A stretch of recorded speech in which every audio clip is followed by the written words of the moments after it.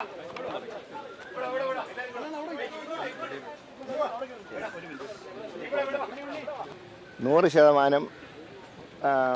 വിജയം U D എഫിന് ഉറപ്പാണ്. കേരളത്തിലെ തൃശ്ശൂരും തിരുവനന്തപുരം ഉൾപ്പെടെയുള്ള 20 ലോക്സഭാ നിയോജക മണ്ഡലങ്ങളിൽ നല്ല ഭൂരിപക്ഷത്തോടെ യു ഡി എഫ് വിജയിക്കും.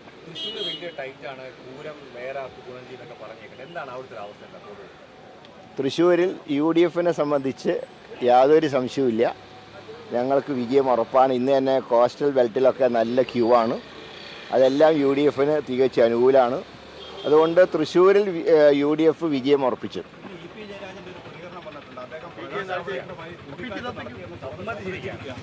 ഞാൻ പറഞ്ഞല്ലോ, ഈ അന്തർധാരയുണ്ടെന്ന് ഞാനല്ലേ ആദ്യം പറഞ്ഞു. അത് പറഞ്ഞപ്പോൾ എല്ലാവരും തമാശയായിട്ടെടുത്തു. അന്തർധാര വളരെ ശക്തമാണ്. 18 എൽ ഡി എഫും 2 ബി ജെ പി. അതാണ് അവിടുത്തെ അന്തർധാരയുടെ ഫോർമുല. തിരുവനന്തപുരം തൃശ്ശൂരും ബി ജെ പിക്ക്, ബാക്കി 18 സീറ്റിൽ എൽ ഡി എഫ്. ഈ ധാരണ ഞങ്ങൾ പൊളിക്കും, ഒരു സംശയവും വേണ്ട. ഉണ്ടല്ലോ, തൃശ്ശൂരും തിരുവനന്തപുരം ബി ജെ പിക്ക്, 18 എൽ ഡി എഫിന്. അതാണ് അന്തർധാരയുടെ ഫോർമുല.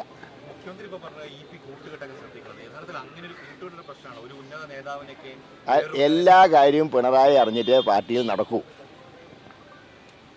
കരുവണ്ണൂർ ബാങ്കുമായി ബന്ധപ്പെട്ട് മുഖ്യമന്ത്രി തൃശ്ശൂർ CPM ജില്ലാ ഓഫീസിൽ വന്നത് തന്നെ ഡീൽ ഉറപ്പിക്കാനാണ്. അത് അവിടെ പലയിടത്തും കാണാം. CPMൻ്റെ പല പ്രമുഖ വ്യക്തികളുടെയും അഭാവം തൃശ്ശൂർ നിഴലിച്ച് കാണുന്നുണ്ട്. അത് തന്നെ ഇതിൻ്റെ ഏറ്റവും വലിയ ഉദാഹരണമാണ്. പൊളിക്കും, 101% പൊളിച്ചിരിക്കും. അതാണ് ഞാൻ 20-20 ജയിക്കും എന്ന് പറയുന്നത്. കോൺഗ്രസിനെ നശിപ്പിക്കുക, അത് തന്നെ. അതിനപ്പുറത്തേക്ക് സ്വന്തം സേഫ്റ്റി. രണ്ടുപേരെയും നെയ്യപ്പം തിന്നാൽ 2 ഗുണമെന്ന് പറഞ്ഞ പോലെ സ്വന്തം കേസിൽ നിന്ന് രക്ഷപ്പെടാനും പറ്റും, കോൺഗ്രസിനെ ശരിയാക്കാനും പറ്റും. വടകരയിൽ ഷാഫി ജയിക്കും.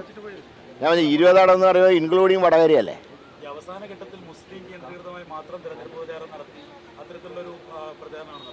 അതൊക്കെ അത് വർഗീയതയുടെ കണ്ണുകൊണ്ട് നോക്കുന്നവർക്കാണ് അങ്ങനെയൊക്കെ തോന്നുന്നത്. ഇനി അത് അടുത്ത ഫ്ലൈറ്റിന് കൊച്ചി വഴി പോളിംഗ് ബൂത്തുകൾ സന്ദർശിക്കാം. വോട്ട് പാഴാക്കാൻ പാടില്ല, അതുകൊണ്ട് വന്ന